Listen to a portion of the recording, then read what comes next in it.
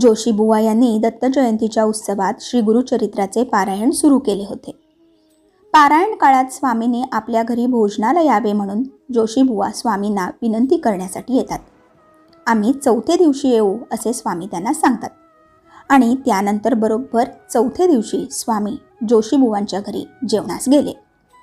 स्वामींसह सर्व सेवेकरी जेवावयास बसले. जेवण सुरू असताना जोशी बुवास खूप आनंद झालेला होता आणि त्याच आनंदाच्या भरात जोशी बुवा जरा विनोदाच्या स्वरात बोलले की पारायण सुरू असताना स्वामींचे आगमन झाले नाही, याचेच खूप वाईट वाटते आहे. जोशी बुवांनी असे बोलता स्वामींचा चेहरा रागाने लालबुंद झाला आणि स्वामी लगेच बोलले, काय रे, आम्हाला भिकारी समजतोस का? पारायणाच्या दिवशी आमच्या नैवेद्यावर फक्त एकच लाडू आणि मूठभर भात का वाढला होता? तेवढ्याने आमचे पोट कसे भरेल? खरं तर हे ब्रह्मनिष्ठ बुवांनाच कळायला हवे. स्वामींचे हे वाक्य ऐकताच जोशी बुवा आणि ब्रह्मनिष्ठ बुवा यांना आश्चर्य वाटले.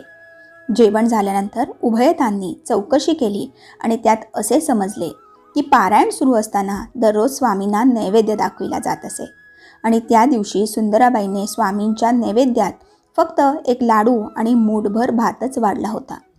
आता मात्र जोशी बुवांना समजले की आपण दररोज स्वामींना जो नैवेद्य दाखवत असतो, भलेही स्वामी तो खात नसतील वा तेथील भक्तांना किंवा प्राण्यांना प्रसाद म्हणून देत असतील, परंतु तो अप्रत्यक्ष का होईना स्वामीच ग्रहण करत होते. तर मंडळी, या कथेचा बोध हाच की भक्ती भावनेने अर्पण केलेली प्रत्येक गोष्ट स्वामी स्वीकार करतात. हे कायम लक्षात ठेवा. धन्यवाद. श्री स्वामी समर्थ.